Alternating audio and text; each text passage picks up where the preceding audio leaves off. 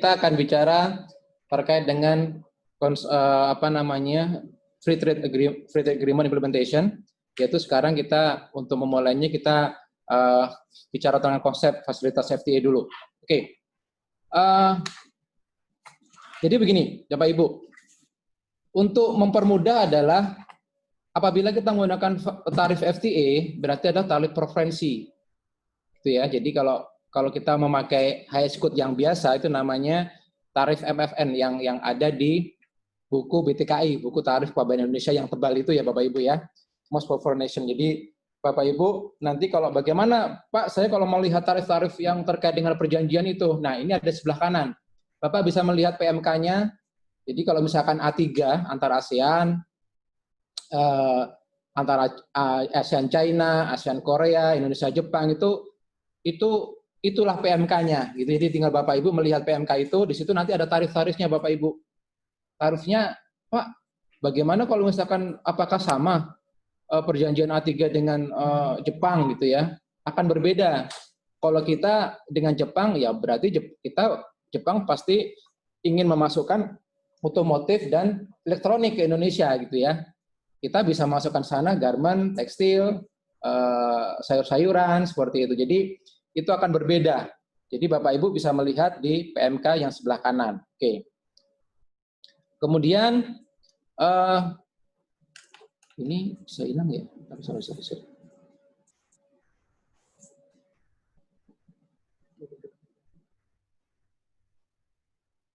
Oke, kelihatan ya. Nah, untuk detailnya, Bapak Ibu untuk prosedurnya, Bapak Ibu bisa melihat aturan detailnya yang terbaru. Kenapa dulu PMK 229 diganti dengan PMK 109 2019. Pertama adalah untuk memasukkan Indonesia Palestina dan Indonesia Chile. Jadi di lampiran I dan lampiran J. Jadi Bapak Ibu bisa melihat prosedurnya bagaimana sih, di situ sudah diatur. Jadi Bapak Ibu bisa melihat di PMK 109 lampirannya di A sampai J. Pak, bagaimana dengan yang terbaru? Nah, itu tidak dimasukkan di sini.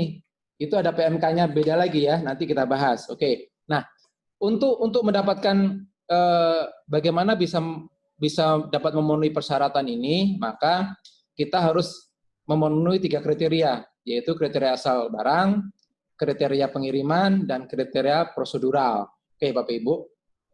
Kalau ada pertanyaan langsung bisa chat. Oke, persyaratan.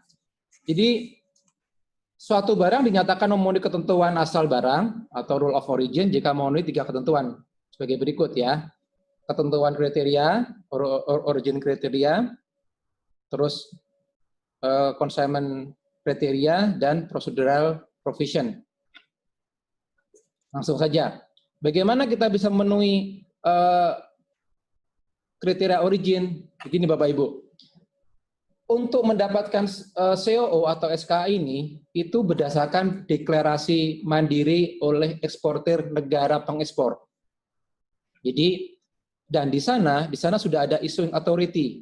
Artinya ada badan penerbit yang sah yang mengetahui bahwa eksportir itu sudah terregistrasi oleh issuing authority di negara pengekspor. Jadi declare untuk origin kriteria itu pasti yang mengetahui adalah eksportir sendiri dan issuing authority negara pengekspor. Bagaimana dengan pengimpor? Rata-rata tidak bermasalah. Jadi kalau kita di PFPD barang impor itu rata-rata kriteria of origin tidak dimasalahkan, kecuali memang ada beberapa salah pengetikan, misalkan kita menggunakan regional value content misalkan, tapi kita menggunakan CIF bukan FOB gitu ya, misalkan begitu, itu akan menjadi masalah misalkan. Oke, terus selanjutnya adalah kita harus memenuhi pengiriman, kriteria pengiriman. Jadi misalkan pengiriman harus direct consignment antara langsung, tidak boleh mampir negara gitu ya. Jadi misalkan ASEAN Korea. Jadi harusnya barangnya itu dari Korea langsung ke Indonesia, tidak boleh mampir. Bagaimana Pak kalau mampir ke China? Sedangkan China bukan anggota, nanti ada persyaratannya seperti itu. Oke. Kemudian kita harus memenuhi ketentuan prosedural. Itu terkait dengan bahasa kertasnya, pengisian-pengisian di kolom. Oke, kita lanjut. Sekarang origin kriteria kita bagi dua, yaitu adalah wholly obtained dan non wholly obtained. Bagaimana kalau non wholly obtained itu wholly obtained kita begini ya. Oke, ini wholly obtained. Wholly obtained adalah segala sesuatu yang tumbuh dan besar di negara pengekspor. Contohnya bunga. Terus ternak yang hidup di sana dari kecil. Jadi dia tidak terbang pakai visa itu tidak ya. Kemudian susu atau telur atau misalkan hasil buruan. Kemudian mineral, ikan yang daerah teritorial. Tapi tidak tahu kalau misalkan ada negara lain menangkap di daerah Natuna Indonesia kemudian diimpor ke Indonesia. Itu tidak tahu. Karena ikannya sudah mati, tidak bisa kita tanyain. Oke. Kemudian scrap yang dari negara pengekspor, kemudian daging yang diolah dipotong dari dari ternak di negara pengekspor. Kemudian ada lagi non wholly obtained. Non wholly obtained itu adalah dibagi lagi. Itu produce exclusively, jadi diproduksi di negara anggota hanya menggunakan bahan originating dari satu negara atau lebih. Jadi ini adalah khusus misalkan A3 ASEAN, ya sudah. Barang-barang elektronik itu adalah dari anggota-anggota ASEAN, tidak boleh. Maka nanti di COO-nya, sertifikat CO-nya adalah disebutkan adalah produce exclusively. Kemudian ada RVC, Regional Value Content. Ini boleh nih. Regional Value Content rata-rata minimal 30% di negara anggota.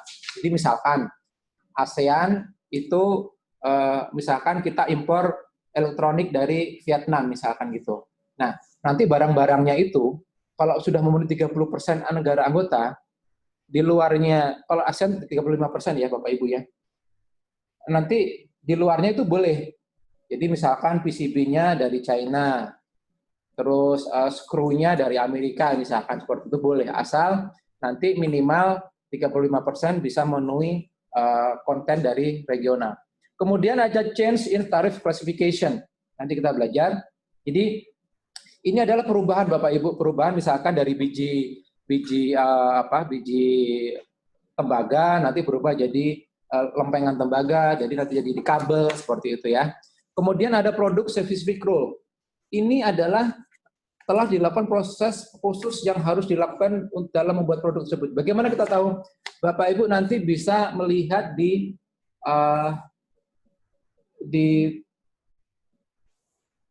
PMK terkait dengan tarifnya. Jadi di situ nanti Bapak Ibu diatur Bapak Ibu, tidak semua FTA itu ada PSR, ada produk specific rule, karena memang ini adalah kesepakatan dari negara yang ikut perjanjian di mana itu telah mengalami proses tertentu, misalkan terkait gun garment.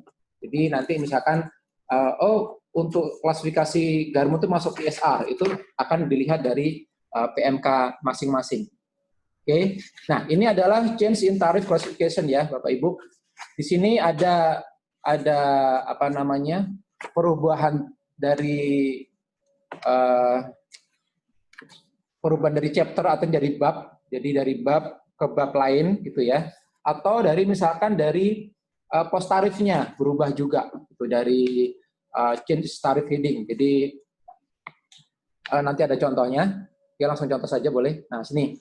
Di sini contohnya adalah change in tech chapter itu misalkan adalah bahwa di sini ada biji tembaga.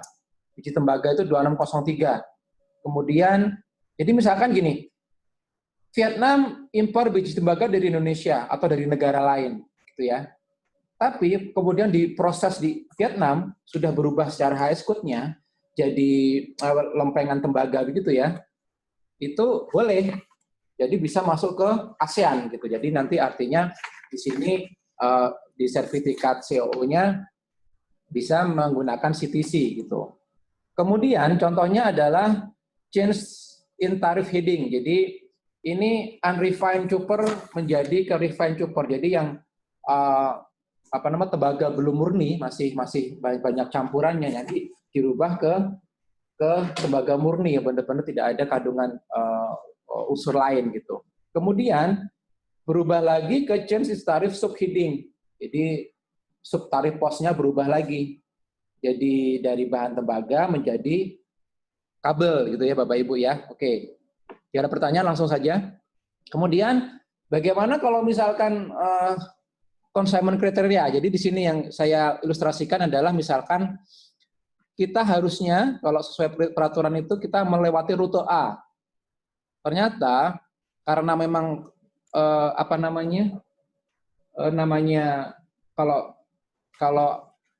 kapal niaga itu kayak supir angkot ya, dia harus mampir untuk memenuhi muatan. Jadi dia boleh mampir ke negara member state anggota, yang rute B bisa mampir ke anggota C di mana itu adalah non member state. Oke.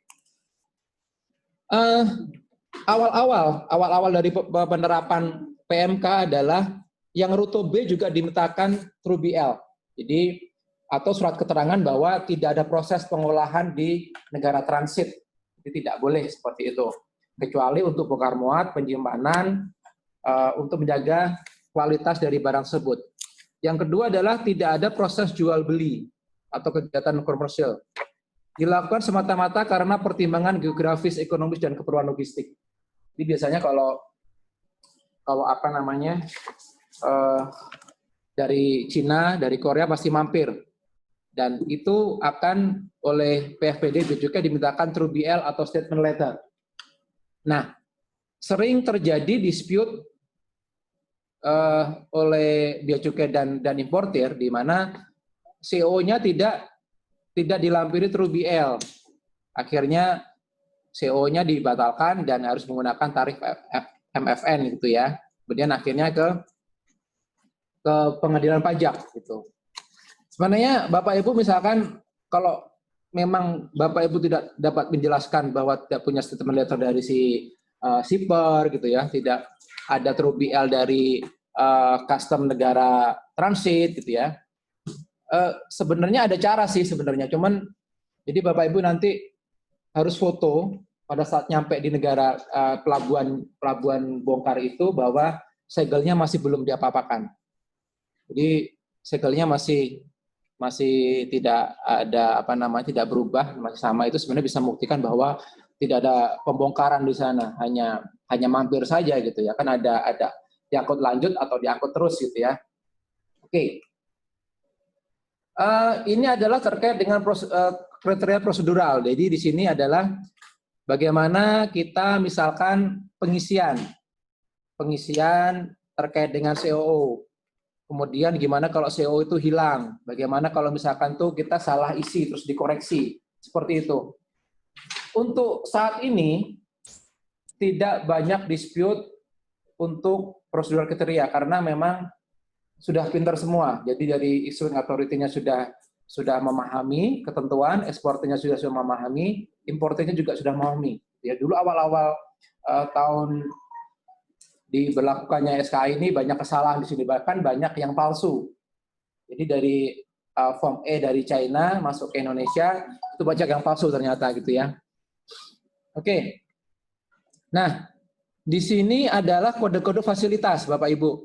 Jadi nanti kalau misalkan Bapak Ibu mengisi PIB, di sini ada kode fasilitasnya, misalkan A3 itu 06, ASEAN China itu ada 54 gitu ya. Jadi bisa ketahuan di sana. Yuk, kemudian di sini juga ada ketentuan bagaimana kita mengisi kode-kodenya di PIB.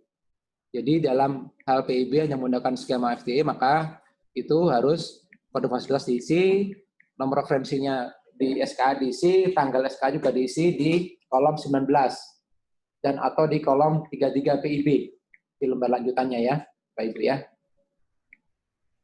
Oke. Ini adalah bagaimana cara pengisian. Jadi biasanya ini rata-rata berbeda Bapak Ibu ya. Kita ambil contoh adalah form AK ASEAN Korea. Jadi Bapak Ibu jangan berpatokan dengan ini, tapi rata-rata sama. Kolom-kolomnya hampir bersamaan, cuman memang untuk setiap SKA akan berbeda-beda. Untuk CO akan berbeda-beda gitu. Nah, di sini adalah biasanya sebelah kanan atas itu adalah nomor referensi dari SKA-nya, dari SCO-nya. Kemudian di sebelah itu ada form E, form AK gitu, IJPA gitu ya. Terus diterbitkan di mana gitu. Ini biasanya begitu ya Bapak Ibu ya. Kemudian di sini adalah nama dari apa namanya? Nama dari eksportirnya. Jadi di sini bisa perorangan, bisa eksportir langsung atau dari pihak tradernya. Jadi Bapak Ibu nanti kalau lihat di rules-nya ASEAN China itu akan ada exporter or his authorized representative. Jadi boleh. Jadi misalkan, jadi kan kalau kita kan kita untuk mendapatkan SKA kan kita submit mandiri, jadi self declaration gitu ya, kita membuat sendiri. Nah, di sana itu harus terregistrasi di Issuing Authority China gitu. Nah, ada beberapa eksportir yang kecil-kecil yang industri rumahan di sana gitu ya. Dia ekspor ke Indonesia, ternyata memang dia belum terregistrasi di Issuing Authority negara Cina sana gitu. Akhirnya dia menggunakan trader atau menggunakan apa namanya ya, semacam pihak yang sudah terautorized di Issuing Authority China gitu. Nah, sini biasanya terjadi dispute di sini gitu ya. Karena apa? Karena invoice yang muncul itu adalah nama eksportirnya. Tapi CO-nya adalah nama si tradernya gitu, berbeda gitu. Akhirnya dibatalkan oleh PFPD gitu ya. Ini beberapa kali kita menang di pengadilan dan bisa membuktikan bahwa memang trader itu sudah terautorized di negara China sana gitu ya. Ini bisa terjadi seperti itu. Tapi Bapak Ibu, oh ya saya lupa. Jadi gini Bapak Ibu, selain yang tadi saya sebutkan bahwa tata cara prosedur tadi ada di lampiran 109 PMK 109 2019, Bapak Ibu bisa melihat naskah aslinya berupa naskah bahasa Inggris.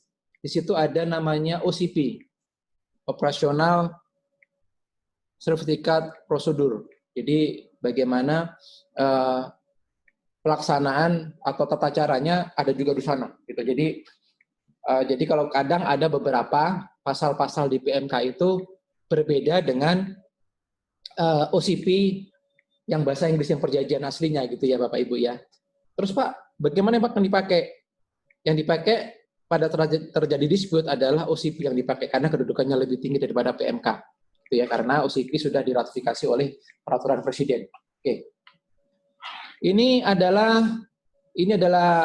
nama eksportir, nama eksportir trading wajib mencantumkan nama manufakturnya di box 7. Jadi ini standar sekali, jadi memang rata-rata kolomnya hampir bersama dengan SKA yang lain. Kemudian di sini adalah nama konsaininya, alamatnya dan negaranya. Kemudian di sini adalah bagaimana kita bisa mengetahui bahwa aktivitas perusahaan pengangkutnya itu mampir atau enggak gitu ya. Jadi sebenarnya ya kita kalau misalkan sudah ada BL gitu ya, kita sebenarnya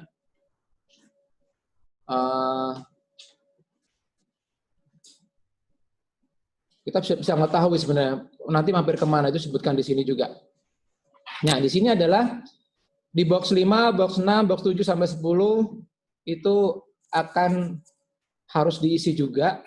Ini terkait dengan jumlahnya, pengemasnya, terus barangnya seperti apa, dijelaskan HS code-nya. Tapi HS code ini bukan acuan Bapak Ibu ya. Jadi HS code di CO bukan acuan sebagai penetapan HS code oleh PFPD, tidak. Jadi artinya PFPD mempunyai kewenangan untuk menetapkan HS code yang berbeda dengan COO. Bagaimana penetapannya? Harus sesuai dengan barang gitu ya. Jadi kalau barangnya memang harus penetapannya berbeda dengan COO ya tidak masalah gitu ya. Pak, berlaku nggak Pak? Oh ya masih berlaku gitu ya. Nah, kemudian ini ada berat kotor dan FOB. Bapak Ibu harus nanti isinya jangan CF ya Bapak Ibu ya. Jadi di sini ada FOB. Beberapa waktu yang lalu kami maju ke Pengadilan Pajak terkait dengan pengisian Regional Value Content RCV-nya 99,9%. Jadi memang mungkin adanya seperti itu dan ditulis CIF gitu ya. Artinya sebenarnya 100% gitu ya. Akhirnya kita juga menang juga di pengadilan karena bisa membuktikan bahwa 99,9% sebenarnya itu nilai CIF dan kita tidak perlu menghitung minimal nilai FOB. Jadi mengapa kita diminta mengisi nilai FOB? Karena Bapak Ibu bisa dilihat di PMK nanti ada rumusnya. Rumus menentukan apakah nilai FOB itu sudah bisa memenuhi standar minimal regional value content yang ditetapkan. Misalkan 30%, 35%, atau 40%. Jika sudah memang sebenarnya kalau sudah ditulis 99,9%, berarti sebenarnya tidak perlu kita mengisi FOB seperti itu ya Bapak Ibu ya. Oke, di sini adalah ketentuan penerbitan SKA. Oh ya, ini yang terkait dengan hilang. Jadi Bapak ini pasal 6 di PMK yang lama, di 205 tahun 2012. Jadi ini masih sama sebenarnya. Jadi kalau misalkan Bapak Ibu hilang, maka nanti ada dicap atau stempel certified true copy, gitu ya. Nanti kemudian tanggal penerbitan pengganti harus sesuai dengan tanggal penerbitan SKA yang hilang. Kemudian diterbitkan dalam jangka waktu paling lama 1 tahun terhitung sejak tanggal penerbitan SKA yang hilang atau rusak. Jadi nanti jadi ini bagaimana kita bisa memenuhi ketentuan terkait dengan pengisian atau prosedural. Kemudian di sini misalkan terkait dengan ini contohnya ya Bapak Ibu ya, ini contohnya kalau misalkan Bapak Ibu hilang nanti bisa menghubungi kalau di sini di Indonesia adalah IPSKA. IPSKA instansi penerbit SKA gitu ya. Jadi di bawah Daklu Departemen Perdagangan Luar Negeri gitu ya. Direktorat Perdagangan Luar Negeri di bawah Departemen Perdagangan. Jadi di sini nanti Bapak Ibu bisa bisa meminta penerbitan ulang dengan stempel certificate true copy. Oke. Kemudian kalau misalkan bagaimana kalau misalkan Bapak Ibu terjadi kesalahan. Nah, nanti juga di sini bisa ada beberapa cara di sini. Jadi dalam hal terdapat kesalahan pengisian SKA, koreksi atas pengisian dilakukan sebelum pengajuan pemberitahuan pabean impor. Jadi Bapak Ibu kalau salah ya jangan bikin PIB dulu Bapak Ibu ya. Itu dengan cara menerbitkan SKA baru atau menerbitkan perbaikan dengan ketentuan sebagai berikut: mencoret dengan data yang salah ya, data yang salah dicoret, menambahkan data yang benar dan memberikan tanda stempel atau koreksi atau tanda tangan pejabat yang sah gitu ya. Jadi Bapak Ibu kalau sudah mengajukan PIB dengan SK yang salah, itulah yang dianggap yang benar oleh PFBD, oleh Bea Cukai. Oke. Saya agak cepat karena memang agak banyak. Kemudian ini contohnya, inilah bagaimana kita mencoret di sini. Jadi jangan kalau bahasa Jawa itu jangan dibusak gitu ya, dibusak itu dihapus gitu ya, sampai nggak kelihatan yang lama. Jadi justru malah dicoret merah saja biar kelihatan yang tetap yang kelihatan. Kemudian di bawahnya ditulis, nanti ada stempelnya dan ada tanda tangan pejabat. Oke, sekarang bagaimana kalau back to back? Back to back atau movement certificate gitu ya. Back to back adalah certificate atau SKA itu boleh nyambung gitu ya. Misalkan saya impor dari Vietnam, saya impor 100. Kemudian saya pakai 50, kemudian yang sisanya saya ekspor lagi ke Singapura. Boleh nggak? Boleh saja, itu namanya back to back. Berarti nanti IPSKA di Indonesia akan menerbitkan SKA back to back berdasarkan SKA dari Vietnam. Itu ya Bapak Ibu ya. Terus nanti importer di Singapura akan menggunakan dua-duanya. Jadi pertama menggunakan SKA back to back dari Indonesia dan ada fotokopi SKA asli yang dari Vietnam. Jadi ini juga sering sekali dispute di pengadilan bagaimana pembuktiannya terkait dengan jumlahnya. Jadi jumlahnya kalau misalkan 100 saya impor, saya pakai 50, saya produksi misalkan ada juga, saya tidak boleh back to back-nya 120 kirim ke Singapura, nggak boleh. Jadi artinya adalah tidak boleh melebihi jumlah yang saya impor dari Vietnam. Jadi terus kemudian masa berakhirnya back to back itu harus sama dengan eksportir pertama dari Vietnamnya. Tidak boleh melebihi, misalkan berakhir 1 Agustus, ya tidak boleh SKA yang terbit dari Indonesia ke Singapura itu 5 Agustus, itu tidak boleh, gitu ya, untuk masa berlakunya.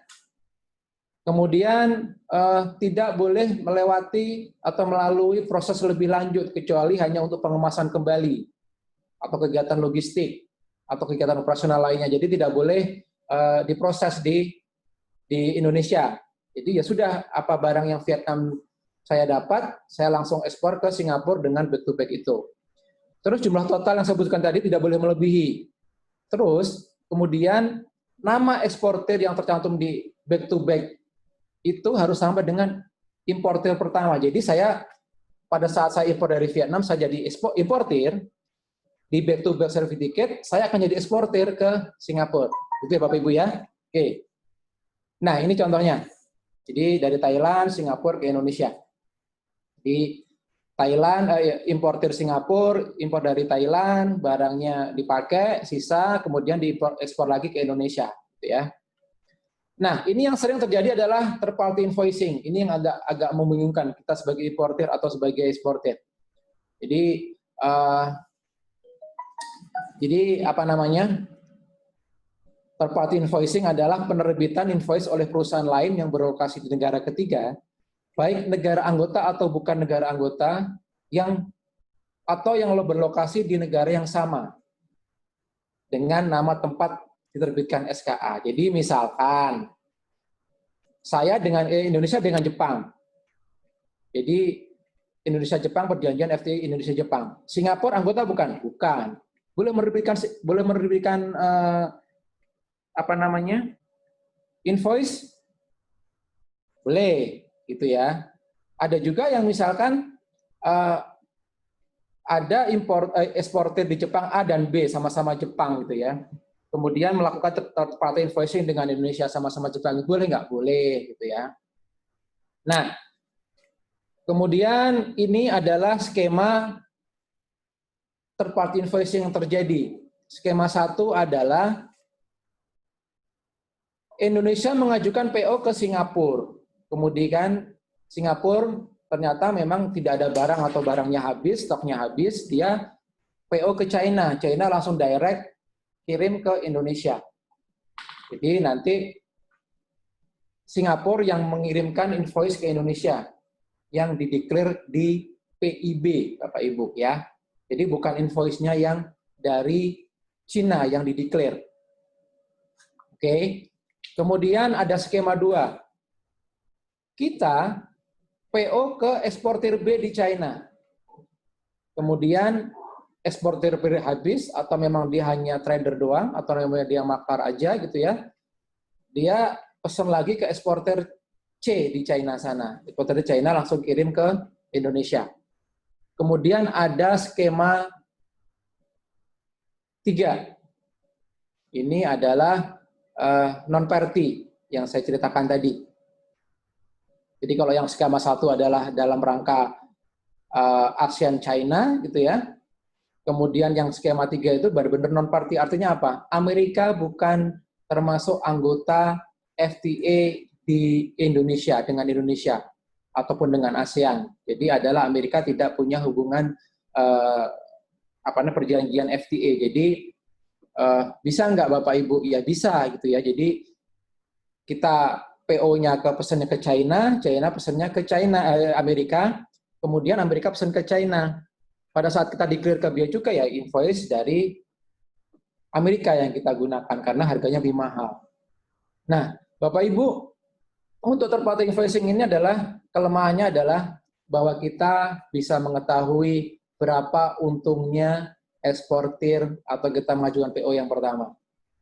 Karena apa? Biasanya kita tahu juga invoice yang dikirim oleh pengirim barangnya, itu ya Bapak Ibu ya. Oke. Bapak Ibu, untuk third party invoicing sebenarnya itu diatur di PMK 229/2017. Tetapi nanti akan berubah di 109. Nah, kalau di 229 itu adalah penggunaan third party invoicing harus dicantumkan dalam SKA. Jadi nanti Bapak Ibu di bawah kiri paling bawah itu ada kolom third party invoicing Bapak Ibu centang ya. Kalau ibu apa namanya menggunakan third party invoicing harus centang. Kemudian nama perusahaan negara ketiga harus dicantumkan dalam SKA. Kemudian nomor invoice pihak ketiga dicantumkan dalam SKA kecuali perjanjian atau kesepakatan internasional tidak mewajibkan pencantuman nomor invoice di pihak ketiga. Oke. Kemudian invoice dari pihak ketiga belum diterbitkan. Ini adalah di 229. Tapi nanti berubah lagi di 109 nanti ada contoh case-nya. Ini adalah contohnya ya Bapak Ibu, di mana importir Indonesia PT Tralala itu mengajukan PO ke Thailand. Kemudian Thailand mengajukan PO ke China, barang langsung direct dikirim ke Indonesia. Invoice-nya adalah yang dipakai adalah invoice yang dari Thailand, yaitu ZP001 tanggal 8 Maret. Sedangkan invoice yang dari China ke Thailand adalah DA001. Itu ya, Bapak Ibu. Nah, di sini bagaimana kita pengisiannya. Jadi yang ZP001 tadi, yang invoice dari si Thailand tadi harus disebutkan di kolom 10. Karena sebagai third party-nya. Oh iya, Bapak Ibu, saya lupa menjelaskan.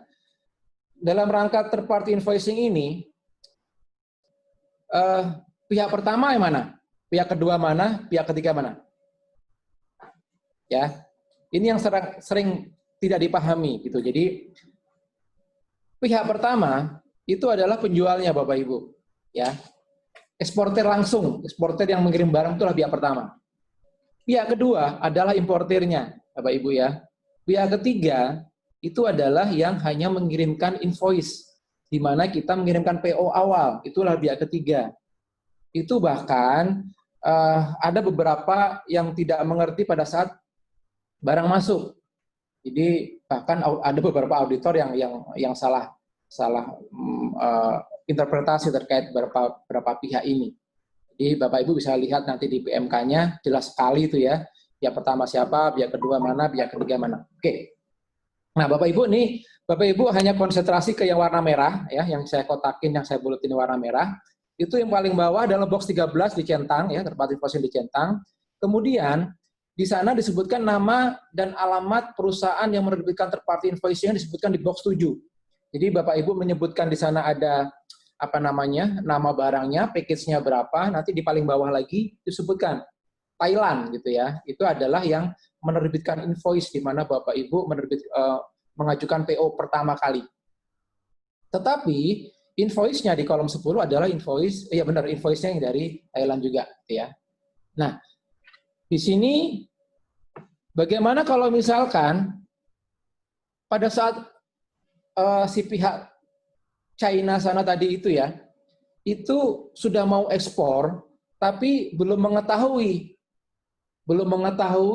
nomor invoice yang dari pihak Thailand. Jadi kan sebenarnya kalau begini kan Thailand, China, Indonesia kan harus berkoordinasi nih. Nah, pada saat eksportirnya, mana dong invoice-nya yang dari Thailand, aku mau state nih di COO gitu ya. Wah, belum ada nih bro. Ya, terus akhirnya gimana? Ya sudah deh, boleh nggak pakai invoice yang dari China? Boleh, dalam kondisi seperti ini ya, apabila nomor third party invoice-nya belum ada atau belum terbit pada saat CO-nya terbit gitu ya, itu boleh gitu ya. Oke. Kemudian, nah ini adalah perubahan yang terkait dengan third party invoicing di PMK 229 2017 ke PMK 109 2019. Jadi begini Bapak Ibu, yang warna merah gitu ya, nama perusahaan dan negara pihak ketiga harus dicantumkan dalam SKA. Itu PMK sebelumnya bilang begitu. Tapi di PMK 109 sudah dihapus semua, dirubah menjadi apa? Dilaksanakan sesuai dengan perjanjian atau kesepakatan internasional sebagaimana dimaksud pasal 3 ayat 3. Jadi dikembalikan lagi Bapak Ibu ke OCP negara masing-masing, perjanjian masing-masing itu isinya apa sih? Kalau terkait dengan third party invoicing ini pelaksanaan bagaimana? Jadi karena apa? Akan berbeda-beda setiap perjanjian itu. Berbedanya karena PMK hanya menerjemahkan harus ada dan harus dicantumkan pihak negara ketiga. Padahal ada perjanjian Indonesia-Jepang tidak harus mencantumkan nama pihak ketiga di SKA dengan kondisi tertentu, ya Bapak Ibu. Jadi ini juga sering terjadi dispute. Kita juga menang beberapa kali di Pengadilan Surabaya kita menang terkait dengan kasus yang ini. Kemudian untuk pasal 9 ayat 3 dan 4 itu dihapus Bapak Ibu. Jadi di sini dihapus. Jadi artinya apa?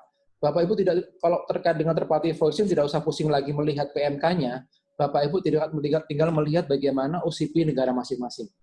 Pak, gimana Pak? Kalau saya mendapatkan OCP, Bapak Ibu tinggal pakai Google, udah keluar semua Bapak Ibu. Nanti Bapak Ibu bisa download gitu ya. Cuman kalau Bapak Ibu melihat perjanjiannya Indonesia-Jepang, itu ada sekitar hampir 500 halaman lebih ya Bapak Ibu ya. Jadi Jepang dengan Indonesia paling lengkap dan paling detail gitu. Oke. Nah, Pak, bagaimana pengisian kolomnya? Nah, ini sudah saya berikan nih. Bapak Ibu sudah apa namanya? Pusing-pusing lagi ya. Saya sudah rangkum, saya sudah melihat setiap OCP negara masing-masing, bagaimana penerapannya. Di sini sudah ada box-nya. Jadi untuk dicentang third party invoicing di kolom 13, oke, dicentang gitu. Jadi Bapak Ibu tidak melihat misalkan A3. Untuk nomor dan tanggal invoice-nya ada di kolom 10, harus disebutkan. Ini berarti kita berasumsi bahwa ini adalah invoice dari third party invoicing ya Bu ya, dari pihak ketiganya. Bukan dari pihak pengekspor barangnya. Ya. Kemudian disebutkan lagi name and country of company. Ini juga harus disebutkan adalah nama yang pihak ketiganya.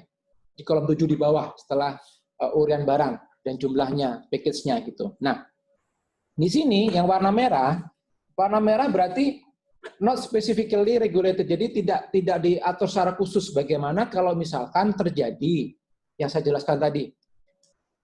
Importir pihak ketiga itu ya, pihak ketiga yang hanya mengeluarkan invoice tadi belum muncul atau belum diketahui oleh pihak pertama sebagai pengekspor barang pada saat dia penerbitan SKA. Bagaimana? Berarti yang merah-merah Bapak Ibu tidak diatur di sana. Jadi artinya apa? Ya tidak diatur. Bapak Ibu boleh state invoice yang dari pengirim barang, boleh gitu ya. Nah, cuman di sini di IJPA diatur nih. Diatur bagaimana pengisiannya gitu ya. Jadi di sini kalau misalkan non-party itu harus disebutkan ininya apa namanya harus disebutkan adalah nama lengkap dan alamat dari pihak yang mengeluarkan invoice gitu. Jadi kalau misalkan dari non-party-nya. Tapi kalau tidak ya nggak masalah gitu ya. Nanti ada contohnya tuh kasus-kasus di pengadilan. Kemudian box 7 adalah the invoice number and the date of the invoice issued by exporter to whom certificate of origin. Jadi di sini memang harus disebutkan nih. Jadi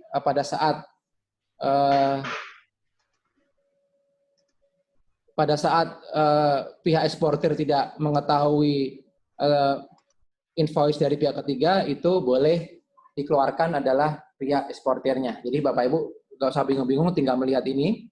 Nah ini ya, jadi saya tidak akan bahas satu persatu, cuman di sini sudah jelas sekali hasil rangkuman ini. Kalau Bapak Ibu merangkum untuk mempelajari third party invoicing itu bisa berhari-hari, tapi di sini tinggal 2 halaman saja gitu ya Bapak Ibu ya. Oke. Ini adalah fasilitas baru. Jadi beberapa hari yang lalu kita ada PMK 82 untuk Indonesia Australia, kemudian ada PMK 80 untuk ASEAN Hong Kong. Di PMK-nya ini Bapak Ibu. Tapi kalau PMK terkait tarif yang saya sebutkan di depan tadi, kalau yang ini hanya untuk tata caranya. Tata caranya ada di sini. Nah, ini adalah beberapa istilah yang memang di beberapa perjanjian FTA yang sebelumnya tidak ada, tapi Australia ini ada. Jadi terkait dengan tarif rate kuota. Jadi TRQ itu adalah skema pengenaan tarif bea masuk berdasarkan jumlah kuota terhadap produk-produk tertentu yang ditetapkan dengan peraturan Menteri Keuangan mengenai penetapan tarif ICPA. Jadi ada misalkan sapi ya. Ya benar Pak Dito ya? Sapi. Terus kentang, tomat seperti itu. Jadi memang kenapa pakai kuota? Nah, ini juga ada sudah disebutkan dalam perjanjian itu. Jadi memang untuk kalau tidak pakai kuota nanti sapi di Indonesia nggak laku juga, tomat di Indonesia nggak laku juga seperti itu ya kasarnya ya. Kemudian ada juga kuota tahunan skema TRQ. Jadi jumlah kuota total menetapkan produk-produk tertentu. Jadi nanti di Issuing Authority Australia sana sudah menetapkan, oh kuota untuk Australia Indonesia itu misalkan untuk sapi misalkan 500.000 ekor. Jadi itu adalah kuota tahunan. Kemudian ada sertifikat TRQ. Sertifikat yang diterbitkan oleh lembaga penerbit di Australia yang berisi kuota untuk produk tertentu per pengiriman dan dikirimkan secara elektronik melalui sistem INSW yang akan digunakan sebagai dasar penetapan tarif preferensial in quota. Jadi nanti ada in quota, ada out quota. Jadi pada saat kita masih memenuhi kuota, kita menggunakan tarif in quota. Tapi kalau tarif kuotanya sudah melebihi, tarifnya lebih mahal Bapak Ibu. Tarifnya adalah tetap menggunakan tarif preferensi, tapi tarifnya menggunakan kolom out quota. Jadi Bapak Ibu bisa melihat nanti di PMK-nya ada tarif in quota dan tarif out quota. Ini yang istilah baru ya Bapak Ibu. Ini yang di pasalnya. Nah, ini contohnya Bapak Ibu. Jadi misalkan kalau tarif in quota itu 0%. Ini misalkan sapi hidup masuk 0102 gitu ya. Tahun pertama misalkan kuotanya itu 575.000. Tahun kedua naik lagi, tahun ketiga naik lagi gitu karena memang kebutuhan akan selalu naik seiring dengan pertambahan jumlah penduduk. Nah, Bapak Ibu jika bisa melihat nanti sumbernya di appendix IACPA ya, bisa dicari di sana. Nah, tarif in quota itu 0%, tapi pada saat Bapak Ibu melebihi kuota, artinya pihak Issuing Authority di Australia tidak menerbitkan sertifikat tersebut, maka Bapak Ibu kena tarif dari 2,5%. Oke, Bapak Ibu ya. Oke. Oke, di sini adalah bagaimana kita bisa mengajukan tarif in quota atau menggunakan kuota tersebut. Jadi pertama adalah importernya ini mengajukan permajuan rekomendasi ke Menteri Pertanian. Jadi ini melalui online ya, Pak Dito ya, online. Jadi ini online. Kemudian Menteri Perdagangan di bawah Menteri Perdagangan apa ini Pak Dito? Perdagangan ya? Perdagangan Pak, Ministry of Trade. Oke, jadi nanti apa namanya? Kayak bikin suatu izin ya, jadi ini adalah ada dua nanti minta rekomendasi rekomendasi dari pertanian. Iya. Cuma nanti untuk isunya itu masuk ke Departemen Perdagangan Bapak Ibu. Ya, nanti di sini sudah online semua. Kemudian importer Indonesia akan mendapatkan import license ya. Import license itu yang kemudian langsung di-submit ke Australia melalui NSW. Tuh. Jadi nanti Issuing Authority Australia akan melihat bahwa setelah import license itu diterima dari NSW, maka itulah adalah yang diakui oleh Australia. Jadi artinya apa? Issuing Authority Australia harus mengeluarkan TRQ certificate terkait dengan kuota tersebut. Gitu. Di apa namanya?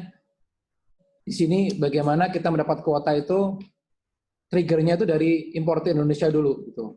Nah, tapi based on import license dari importer itu, maka issuing authority dari Australia akan mengeluarkan TRQ certificate-nya yang bisa digunakan sebagai pelengkap dari COO dan dapat diverifikasi oleh Bea Cukai untuk penggunaan tarif in quota tersebut. Oke.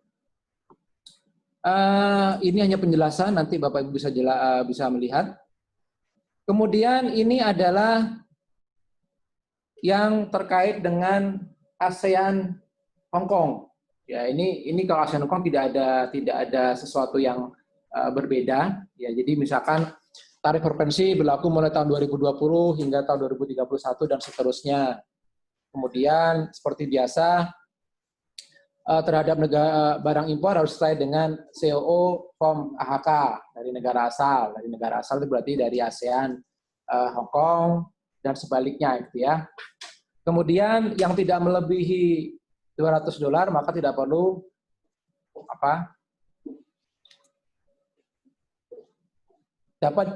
dapat menggunakan tarif frekuensi, tapi tidak perlu SKA gitu ya. Oke, ini ada beberapa pertanyaan. Oke, setelah ini ya Bapak Ibu. Kemudian dalam hal tarif biaya masuk yang berlaku secara umum lebih rendah dari tarif biaya masuk dalam rangka persetujuan ASEAN Hong Kong, Republik Rakyat Tiongkok, yang terdapat dalam lampiran, tarif yang berlaku adalah tarif yang berlaku umum. Jadi misalkan tarif di buku PTKI MFN itu lebih rendah, maka importer bisa menggunakan tarif itu. Karena tarifnya lebih rendah dibanding tarif dari provinsi. Rata-rata itu bisa dihitung lah ya. Kemudian seperti biasa lah ini ya, memenuhi ketentuan, maka bisa melihat di PMK 20, kemudian secara progresif, ASEAN Hong Kong mengurangi dan menghapus tarif dari 5% menjadi 0 di tahun 2028. Tuh. Oke. Nah, Bapak Ibu, di sini kita belajar, ada pertanyaan. Oke, sebelum kita tadi guys, ada pertanyaan. Dari Ibu Sinta, Selam Bersih. Pagi Bu, saya oke. Apabila Form D atau Form E sudah diterima dan custom meloloskan clearance untuk tarif provinsi, apa artinya sudah 100% comply sesuai dengan FTA kriteria? Apakah biasanya ada temuan pada custom audit yang bisa membatalkan? Kasus apa yang bisa terjadi? Bisa saja Bu. Jadi apabila Ibu misalkan ya, oke lah kita anggap Ibu dapat jalur prioritas, jalur hijau. Itu kan tidak diperiksa dokumen, tidak diperiksa fisik ya, atau pemeriksaan 30 hari sesudahnya gitu. Atau bahkan Ibu dapat jalur kuning, diperiksa barang di dokumen saja atau diperiksa jalur merah. Bisa saja PFPD-nya lolos Ibu, lolos, tapi pada saat audit Ibu dikenakan, oh ternyata ada beberapa syarat yang tidak dipenuhi, misalkan, oh Ibu ternyata barangnya mampir ya, terkait dengan direct consignment, ketentuan direct consignment. Mampir kemana? Bapak, Ibu tolong dong, saya minta atur BL atau statement letter-nya. Nah, itu gitu ya Bu ya. Itu jadi, atau terkait dengan third party invoicing, misalkan gitu. Bisa saja Bu, jadi tidak bisa menutup kemungkinan karena apa? Sesuai dengan pasal 17 Undang-Undang Kepabeanan itu, Bea Cukai punya kewenangan 2 tahun ke belakang ya, sejak tanggal terbitnya PIB nomor pendaftaran itu, Bapak Ibu Bea Cukai mempunyai kewenangan untuk menetapkan tarif dan nilai pabean. Jadi artinya walaupun sudah lolos di Priok, bisa saja dikenakan di temuan audit. Bahkan misalkan terjadilah penul, penetapan ulang. Jadi misalkan sudah 30 hari itu ya, hari ke-21, 32, ternyata di hari 35 Ibu dapat SPKTNP gitu ya, terkait dengan penul. Artinya jalur hijau ternyata FTA-nya digugurkan gitu. Itu ya Bu Sinta ya. Oke. Kemudian Pak Firmansyah juga dari Selam Bersih. SKA kolom 9 kadang-kadang kami terima form E hanya mencantumkan kuantiti saja atau nilai FOB saja. Apakah itu bermasalah? Oke. Form kolom 9. Bentar, Pak. Saya juga sebenarnya nggak hafal nih kalau kolom-kolomnya. Oke. Kolom 9. Kolom 9 itu adalah FOB dan beratnya. Apa saja atau nilai FOB saja. Jadi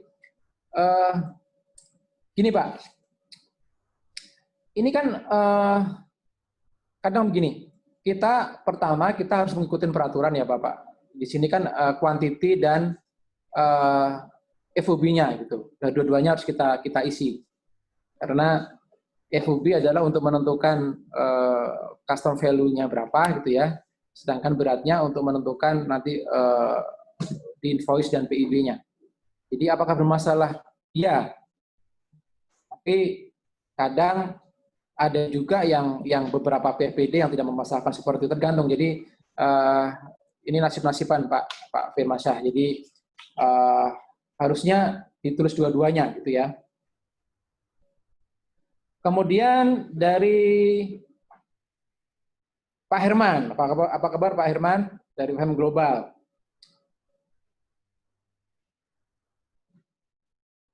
Pak Firmansyah, kalau ada harga FOB or not itu tergantung dari kriteria barang. Ya, oke. Kalau oke, ya. Jadi gini ya, ini terima kasih Pak Herman. Jadi maksudnya gini. Jadi nama kalau misalkan gini, memang benar kalau FOB itu terkait dengan kriteria barang. Jadi pada saat memang tidak memenuhi kriteria tersebut, ya tidak usah disebutkan gitu loh. Jadi memang terima kasih Pak Herman ini mengingatkan saya. Jadi memang pada saat misalkan kita pakai RVC gitu ya, regional value content, ya kita harus menyebutkan FOB-nya gitu ya. Jadi kalau misalkan apa namanya tidak memenuhi kriteria itu, ya kita tidak usah menyebutkan FOB-nya gitu. Oke. Kemudian dari Pak Cecep, mohon izin bertanya, apakah third party invoicing itu harus hanya sebatas melibatkan 3 pihak? Bagaimana jika yang terlibat adalah perusahaan multinasional enterprise, kita pesan ke induk, tapi dihandle oleh kantor regional? Yang jelas harus 3 pihak, Pak. Pihak 1, pihak 2, ketiga, gitu. Karena namanya kalau melebihi dari batas itu, ini maksudnya kita pesan ke induk tapi handle yang regional. Oh, ini maksudnya gimana ya maksudnya ya?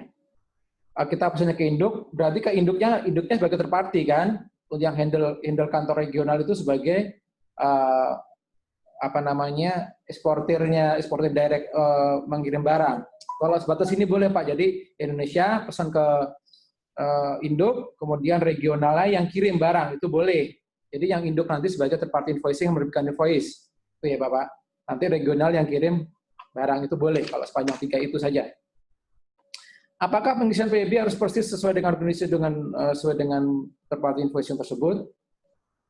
Jika nama penjual di kolom PIB diisi nama pengirim barang atau kantor regional bukan nama pihak di mana kita melakukan kontrak PO, apakah ada pengaruh terhadap kepabeanan fiskal? Misalkan kita pesan ke Belanda, barang dikirim dari China.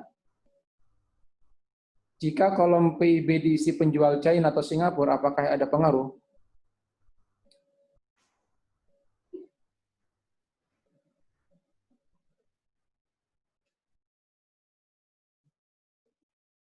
Bentar, saya pahami dulu.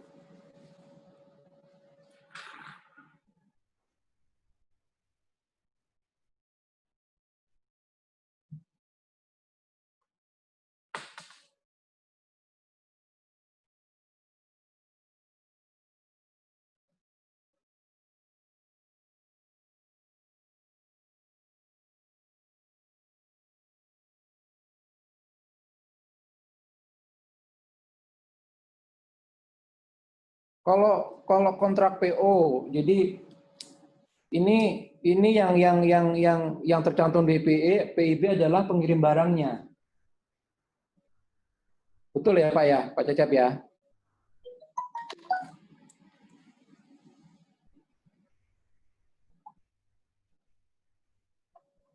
Mungkin Pak Cecep bisa menambahkan Pak dari pertanyaannya, menjelaskan lagi lebih detail.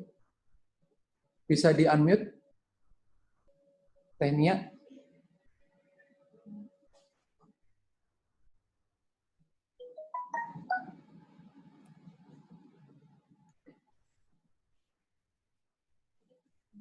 Iya, Pak Cecep silakan Pak. Pak Cecep.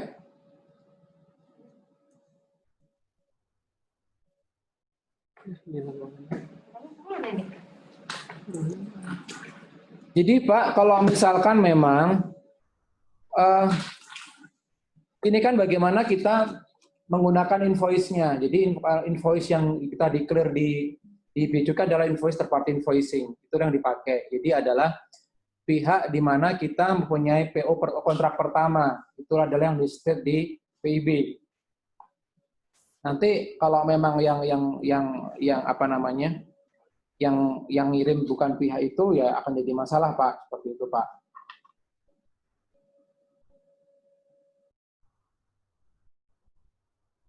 Oke. Kita sambil menunggu pertanyaan yang lain. Nanti kalau misalkan dari Pak Cecep memang ada pertanyaan lebih lanjut atau memang penjelasan lebih lanjut, saya akan terima. Siang Pak Heru. Ya, siang Pak. Izin bertanya Pak. Iya. Dari mana Pak? Pengtai Pak. Oh iya, Pak Rosidin ini pasti nih.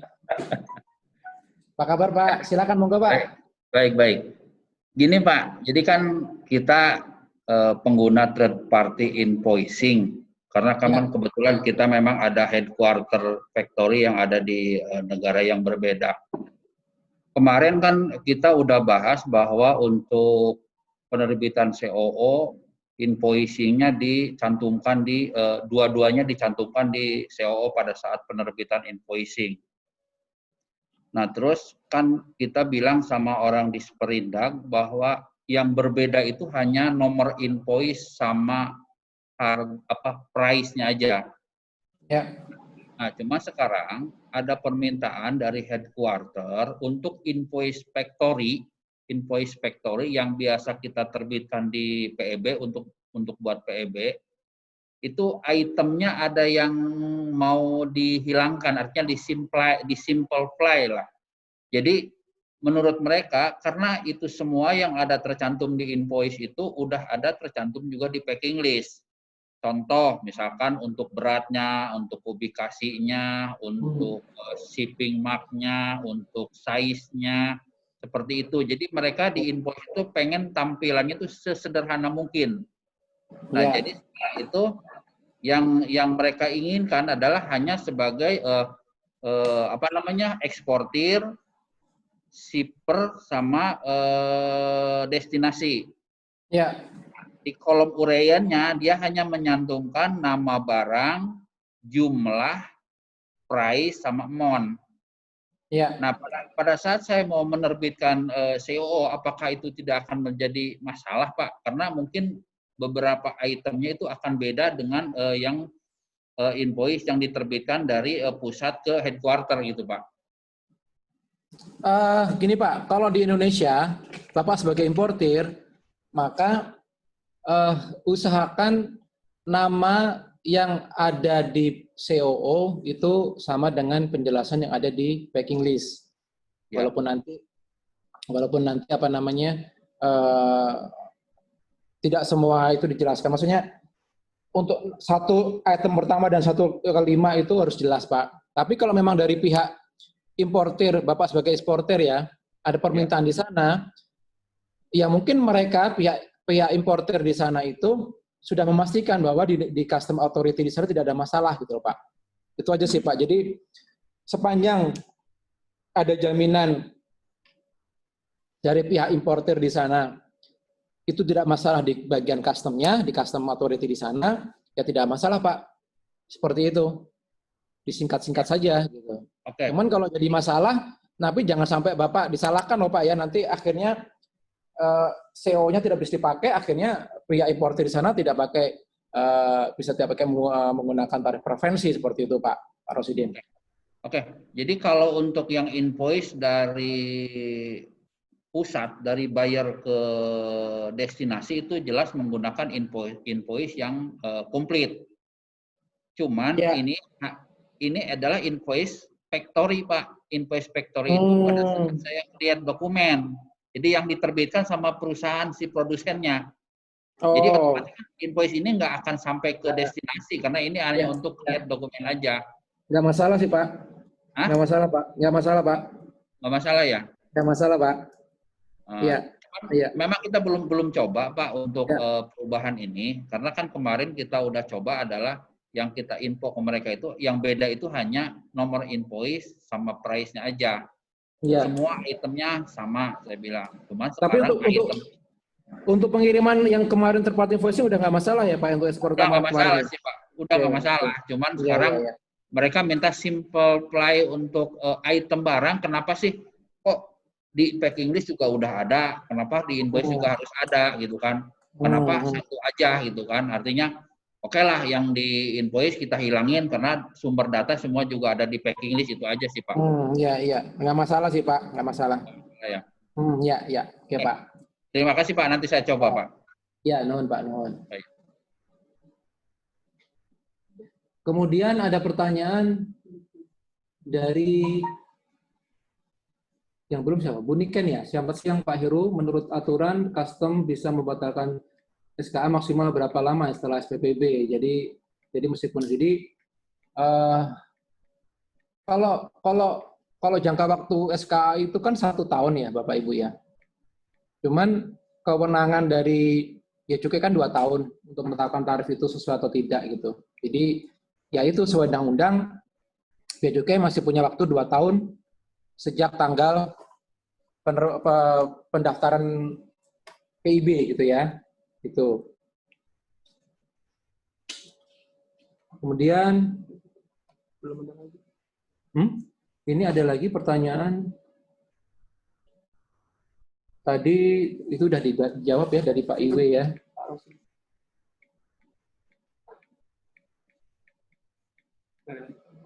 Belum ada lagi ya? Oke.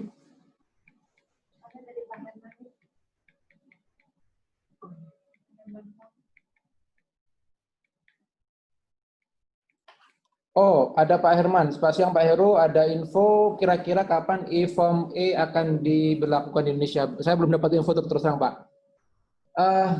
Jadi memang kalau form D gampang sekali ya Pak. Form D itu udah terintegrasi, artinya ya kita sudah tidak perlu takut bahwa itu adalah palsu atau tidak. Sepanjang kita sudah terintegrasi, maka itulah yang kita pakai gitu. Dan itu tidak perlu tanda tangan atau apapun. Gitu. Cuman saya belum dapat info sama sekali kapan form E akan diberlakukan di Indonesia. Gitu. Karena kalau diberlakukan itu enak sekali Pak. Jadi sangat membantu sekali itu karena sebenarnya pihak Issuing Authority di China sana sudah awal sudah kewalahan karena 1 hari bisa ribuan SKA yang diterbitkan oleh mereka gitu. Dan itu selama ini kita masih pakai kertas, gitu. Jadi belum terintegrasi gitu. Itu sejak 2017 Pak itu sudah dirancang sebenarnya Pak antara Indonesia dan China, cuman sampai sekarang belum terimplementasi Pak. Oke, sekarang kita sambil nunggu yang lain, kita ada case 1 nih. Case 1 ini terkait dengan third party invoicing ya Bapak Ibu ya. Kita belajar bareng-bareng di sini. Kalau saya salah tolong diingatkan. Jadi di sini ada pihak Indonesia itu di mana tergabung dalam anggota perjanjian IJPA Indonesia-Jepang gitu ya. Jadi Indonesia pesen barangnya ke Singapura, di mana Singapura adalah bukan anggota non party dari Indonesia-Jepang. Kemudian Singapura pesan ke Palu Gada Japan Corps Limited ke Jepang sana itu. Jadi ini skema pertama seperti ini. Nah, di sini adalah berdasarkan skema transaksi third party invoicing sebelumnya bagaimana pengisian kolom SKA. Jadi kalau terjadi begini Bapak Ibu, skema yang begini di mana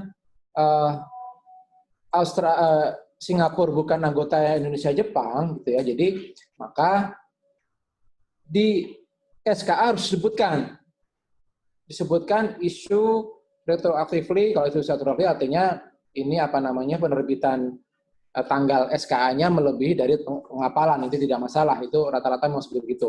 Cuman disebutkan lagi, the goods it will be invoiced in a non-party.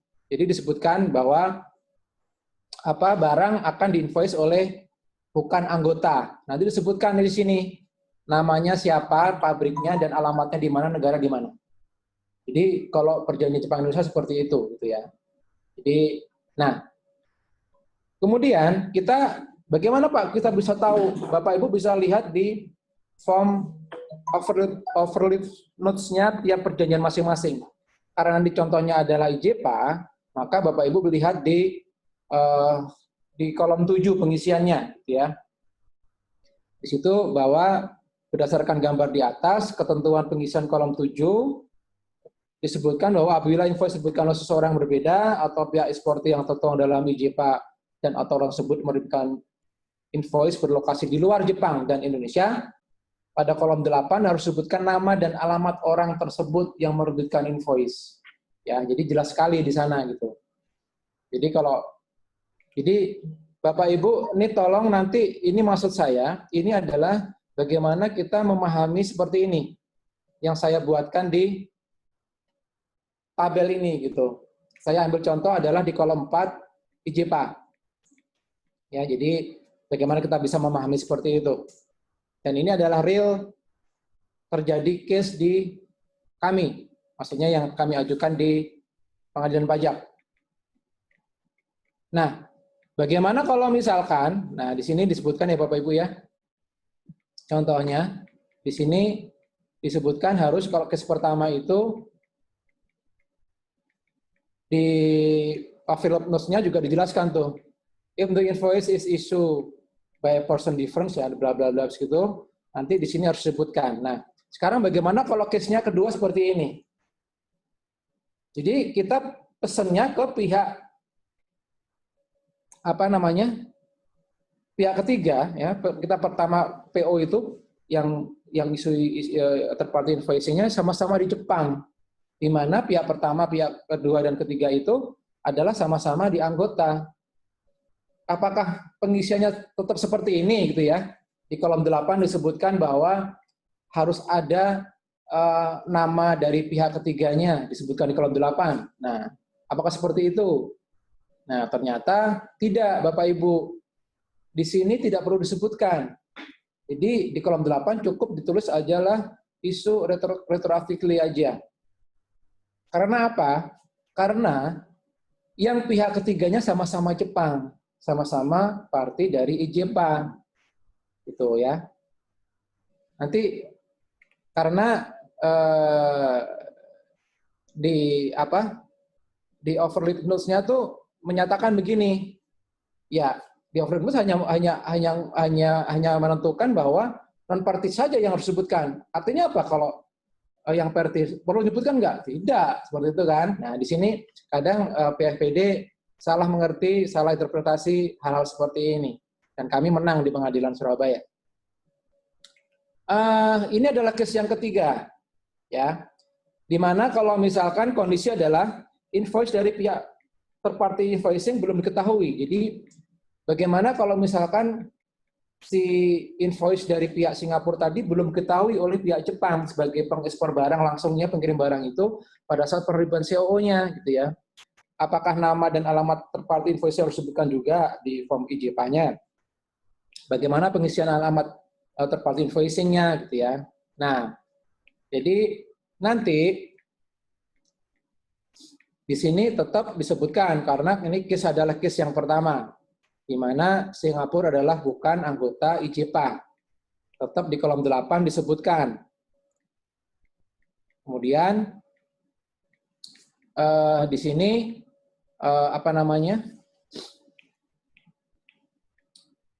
dari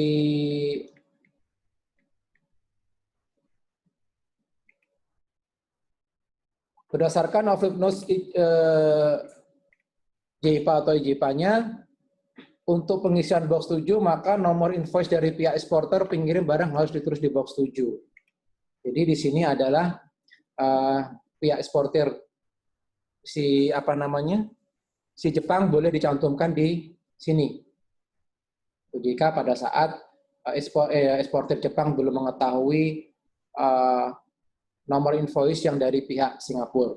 Itu ya Bapak Ibu ya. Jadi memang nanti Bapak Ibu apabila bingung seperti ini ya, tolong kembali ke posisi masing-masing. Kalau nanti Bapak Ibu bingung lagi, untuk mudah Bapak Ibu bisa melihat yang tabel kami buat tadi dan melihat overload notes-nya di lembar sebaliknya. Lembar sebalik di form SK masing-masing itu seperti apa sih kolom-kolom itu pengisiannya? Itu yang harus jadi acuan Bapak Ibu ya. Oke. Terima kasih telah mengikuti.